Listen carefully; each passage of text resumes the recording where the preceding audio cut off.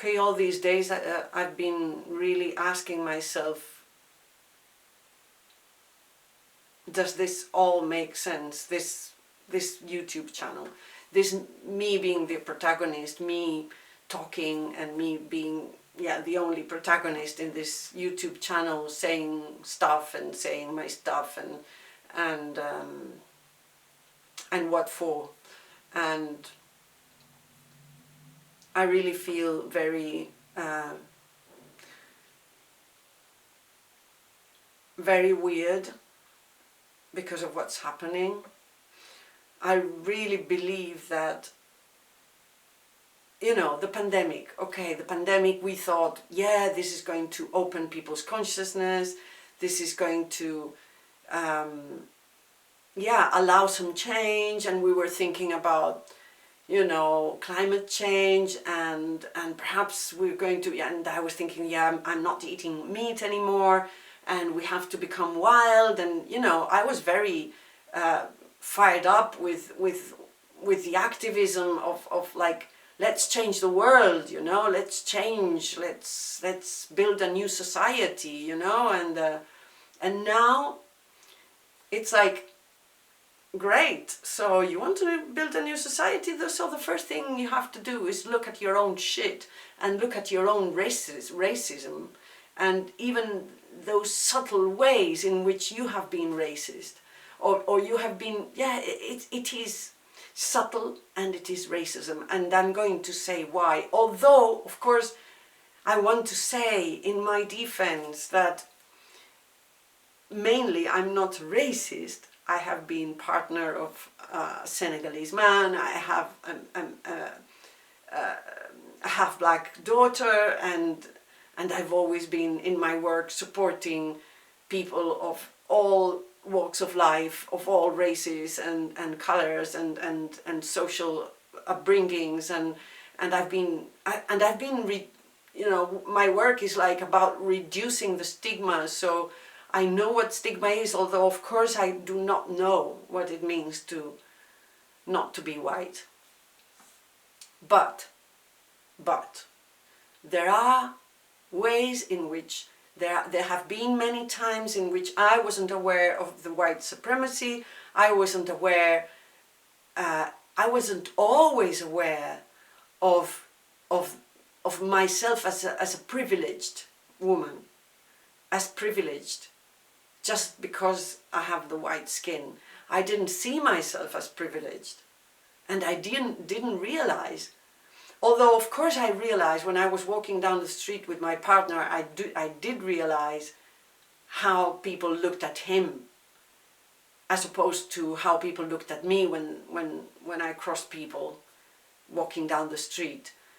But and then when we were driving anywhere, police would stop us if he was in the car.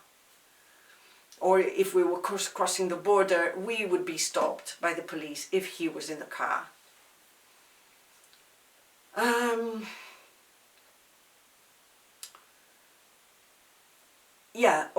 My work has been always in that direction. I've been working in prisons, I've been really connecting with people, I've been empowering people of all colors, and I've been connecting with everyone, and for me, everyone was, so I didn't see any difference between white or black or other colors. Yeah, I didn't see any difference in my work. Yeah, but in my life, you know, those things that they are subtle. Like, for example,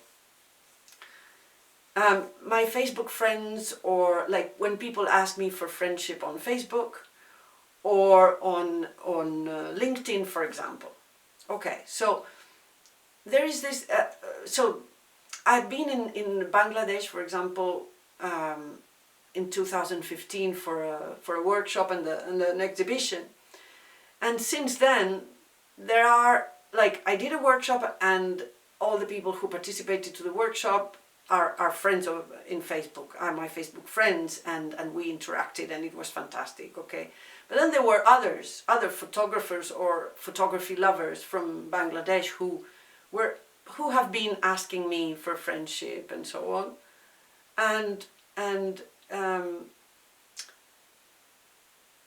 since I'm always reaching the point of the 5,000 friends, so I cannot have more. But I tend to accept less people from Bangladesh. Already the Muslim name and Muslim, I mean, my partner was Muslim, my daughter is Muslim, but anyhow, it's like, perhaps I think that they're not going to be clients of mine, they're not going to have money to buy a workshop of mine, so I'm not so interested in them, but this is subtle racism. And the same thing in LinkedIn, I get loads of contact requests from people from India, for example, and they're all web developers or photo retouchers and so on, and they want to sell something, so I don't accept. It's true that anybody who wants to sell something, clearly, so they're not part of the culture world, of the photography world, of the art world, and but they want to sell something, and then I tend not to accept them. If they are white or black, it doesn't really matter, but already the Muslim name or it's like there is some barrier, and this is subtle racism. And when I do this, I am not aware. I mean, I'm partly aware of what I'm doing, but I'm not totally aware. And now this is hard to be aware of this. And then there is, on Facebook, there is someone from my ex-partner, my Senegalese ex-partner's family, whom perhaps I met once when I went to Senegal, I'm not sure, but I accepted his friend's request because I knew he was from the family, and for sometimes he has written me just saying bonjour, and perhaps the first time I answered him, and the conversation was like, how are you, and yeah, the family is okay, and that was it. But then the next time I didn't reply. First of all, I thought that he was going to ask me for money or to buy him something, because the Senegalese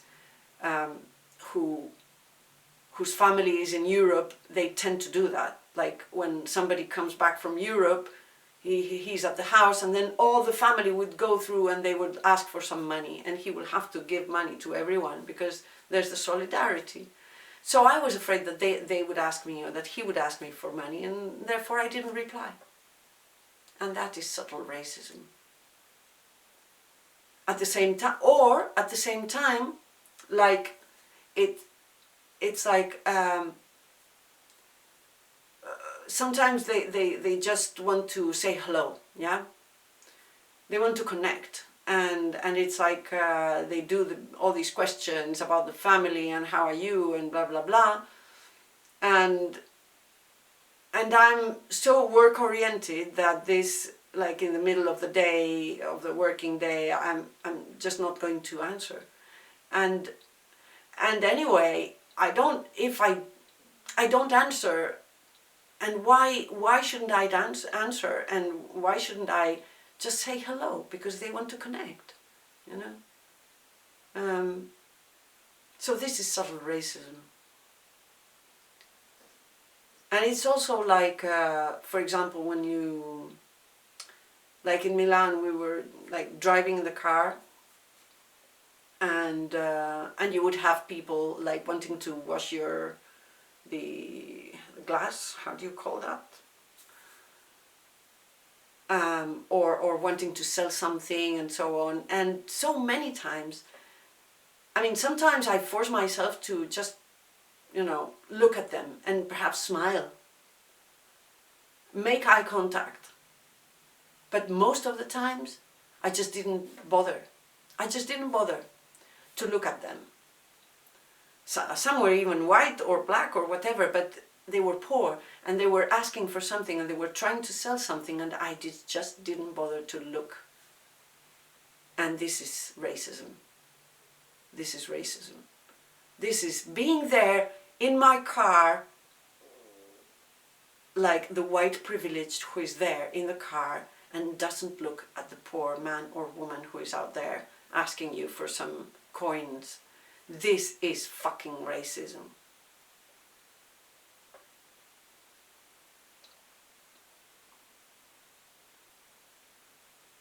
And I am very ashamed. Very, very ashamed.